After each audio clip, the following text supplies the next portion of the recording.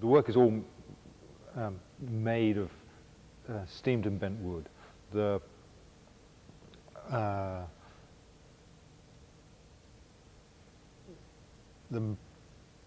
space for the work is the root. Let's start from another point of view. The room here is actually about the size of a swimming pool, and when I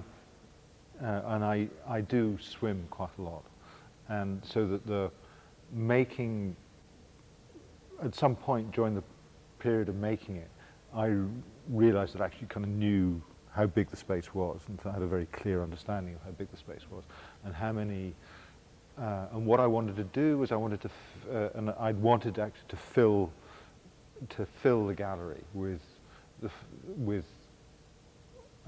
work, and I think originally I'd wanted to have as if the whole floor, as if it was a whole floor. But what's kind of happened is as if the floor is actually kind of broken up into parts and curled up and dried up, so that I mean, there's a funny contradiction. If you think about it like that, you get this kind of funny contradiction between thinking of the floor as a kind of fluid surface which has dried up, but at the same time the works are quite lyrical, quite kind of quite fluid in their individually. They all have this kind of sweep and curl.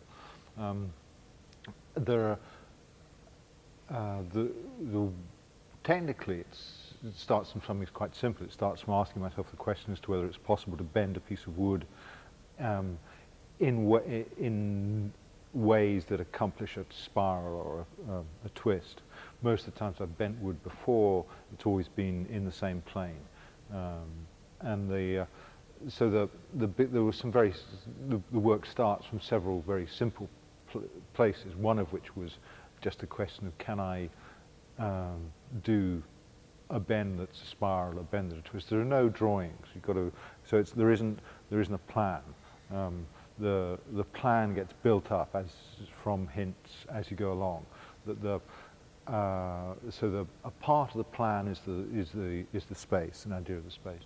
Another part of the plan has to do with, I'd be interested to make something that is where the bend, where I'm not making a circle. If I bend it in a spiral or in a twist or in a thing, then it enables me to make something that isn't a circle. It kind of gets me away from joining up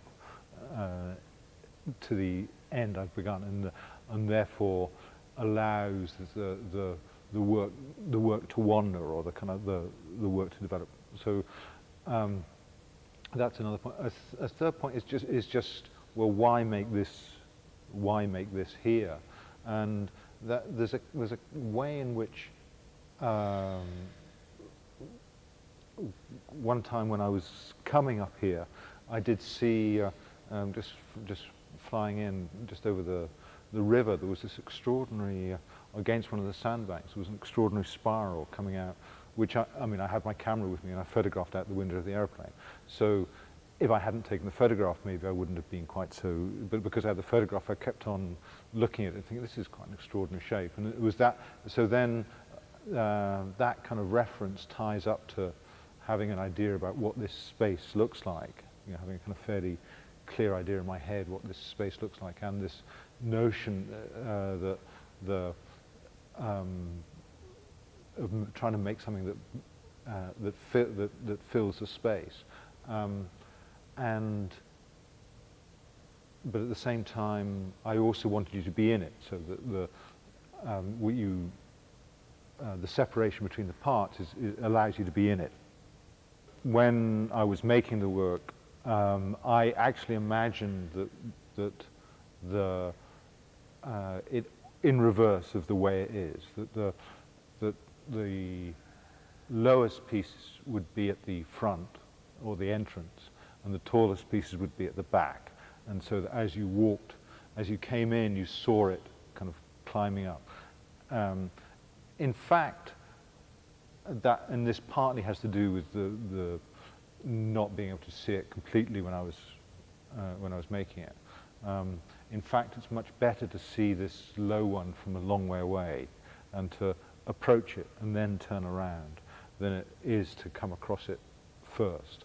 And so so you kind of come through the space and then turn back, and then it is starting to come towards you. You, as it were, you cross the sea and you get to the edge, and then you look back and you see it kind of coming in towards you. I also felt that and there are two entrances to the gallery spaces, and the installation has to deal with being approached from two directions. This tall one, I'm speaking formally now, this tall one through the door, through the big door, is, because it's taller, is something you can see from a long way away.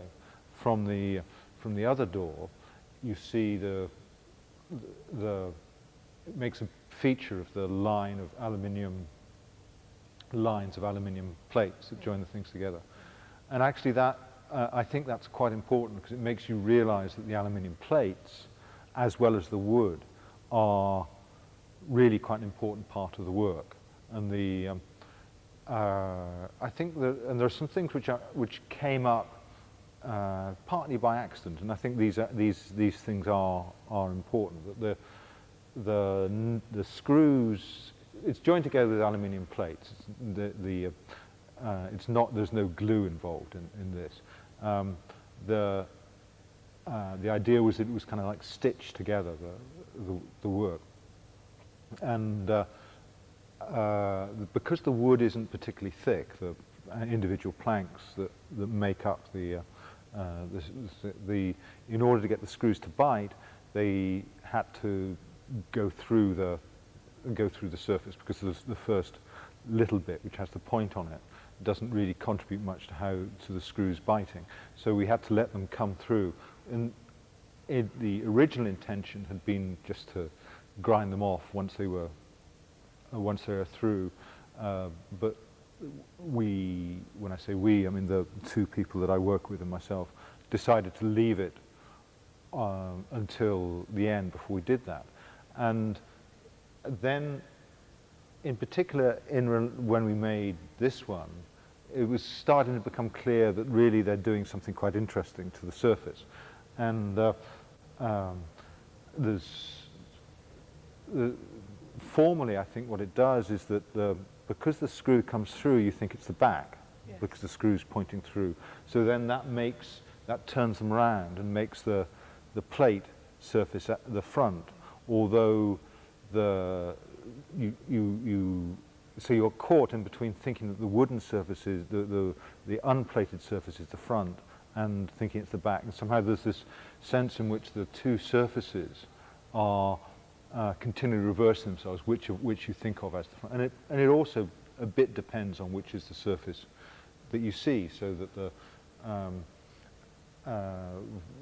clearly from where we're standing, we can see this low one and the tall one, that both surfaces are working well as main surfaces. Yeah. But if they were turned around, it would also be true that they. So the plates kind of allow there to be a difference, but also allow it to turn around on itself. And that mental turning around, it reflects some of the twisting that's going on. The spikes also have some other little things, like they look like on the kind of rolled edges. They start to look like the kind of pins on a pianola roll. So they start to kind of have some sense in which they have some other sort of relationship. And then and if you think of that as a relation, you can also see somehow that the tabs perhaps can also work slightly musically. I also think that there's also, I think of them as a bit like riffs, in the sense that for example, this little spiral occurs, followed by that is one sequence, and then the similar forms occur in other works, so that the way it's assembled is like these kind of riffs of notes. Technically, the work is made from the wooden parts are steam bent ash. The colouring on the surface is a consequence of the way that as the steaming process. When wood is bent, when you steam it, you need to get the bend is achieved by compression rather than by extension. When you bend something, you either stretch the outside or you squash the inside. And most times if you bend something, there's a kind of half and half thing that goes on. But bending the wood, you need to keep the length the same, so that actually as you bend it around, you can't let it increase, and you can't let it stretch on the outside of the curve. If you do that, it starts to crack and split. So you take all so the steaming adds water, and then the bending pushes it out like a sponge. And in order to keep the length constant, the pieces are put in when they come out of the steamer, they're straight away put into a metal strip with a holder with an end stop, which has a metal strip, which is used to bend it against the former. And the action of the hot wood against the metal produces an oxidation. I think it's something to do with the tannin in the wood reacting with the metal. I'm not absolutely sure, but that produces this kind of patination, slightly the graying of the wood surface, which is I actually like this very much, and it's quite a deep stain that's produced. So the pieces are made individually. Once they're bent, the bending is it needs to dry off. So the bend needs to be held for a couple of days in order to for the wood to dry off, and then it becomes quite stable. In previous things I've made, it's been very important to maintain dimensions. So actually I've used very elaborate drying jigs. In this case, it hasn't been so important, because another thing the tabs do is they line up individual pieces against one another, so that it ensures that across a particular surface there is a continuity. The way that the work was made, the way the work was made was that the first thing that we did was just to work out what kinds of curve we could produce from the simple question of whether we could bend or in a spiral or in a twist. And then there was a period when I wanted to work on how I was going to use these, so whether it was just to produce one thing, or and it ended up coming up with this idea of being able to string them together in different sequences to get different kinds of curve. It breaks down to 8 or 10 different shapes, which are made in large numbers, made together into groups of 3, 4, 5, or 6, and then added together and cut as kind of reduced, or to change where the curve stops into these sequences. So yes, there are building blocks. I think that's sort of more like writing, in the sense that writing is composed of, and even letter making. I mean, letters are composed of lines that do this, and then the lines that form the letters then form words, which then form sentences. So I have some reservations about saying that they're linguistic, in the sense that there's no grammar and there's no syntax, and there's no but there are sequences, and there are different sequences, and they are associational as well. And so there is another way in which I've talked about it with is that because they're like a kind of residue as well, like peelings or things left behind. This idea that orange peel is one of example that we used, or pencil shaving. So I mean, I quite like this image of the floor cracking and kind of curling up. The titling, which does refer to a message, is a way of abbreviating language to kind of slightly distance you from the romanticism of calling it "You Wait for the Sea," which has a kind of certain poetic, so if you kind of abbreviate that, you kind of slightly distance yourself from it. So it was also to use language as a way of distancing you from the world, as well as the ways we talk about the world both describe it, but also sometimes distance you from it. I also wanted you to feel that when you come into this room, there is the fullness of this room, the space both in between and around has been used, and that the contrast between this room and Gallery 2 is a positive feeling, that the space of the galleries is also used in a not only as a space in which things are shown, but it's a space in which you experience as itself, mediated through the work, but so that the relationship between the two rooms is intended to be a very positive relation. I mean, and also this kind of fullness of colour and kind of intensity of form that you get in the ceramic work through there. So the sound piece is constructed from an interview, not unlike this one.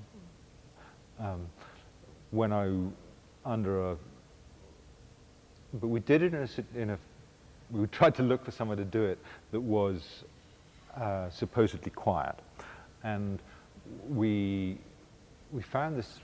It was a bandstand in a park. Actually, we did it in a bandstand in a park. It was part of a film, and when we checked it out, it seemed like a kind of perfect location.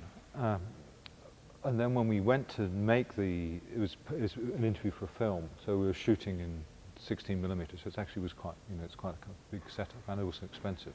But there was just an incredible amount of activity going on around the bandstand.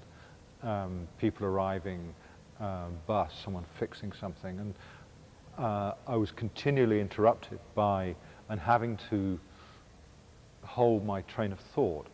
But I was also very nervous for some reason. Sometimes I too can get nervous or think ahead something and trying to answer. And I ended up doing an interview where I was continuously, and I do it anyway, I do say quite a lot as a way of both stopping you interview, saying is a way of keeping, of saying, yes, I'm thinking about this, and I don't want you to say something because I'm still engaged in it. And when we'd finished, I said, well, at some point we should do a kind of assembly of all the which this is, and it is in real time. There isn't any. It's one interview or one sequence. There's no change, and actually you can hear on the tape that other things, and I find quite interesting, is that the bird song goes on quite uninterruptedly, and people talking, this kind of guy banging his thing. I mean, all of that goes on, and funnily enough, though, I do say most of the things that I might want to say if you listen to them, but in very abbreviated form. I also think that language creates a space, and you can think of language as the metaphor for language is often as if it were the sea, so that the language is a sea in which we swim. So you wait for the sea seems to be an appropriate way in which those two work together, and it deals with there is a different. So if the room with the single ceramic piece is one, the space has one particular dynamic, then this big room has another dynamic. Then the kind of interior monologue has another, the space is, it's another version of space.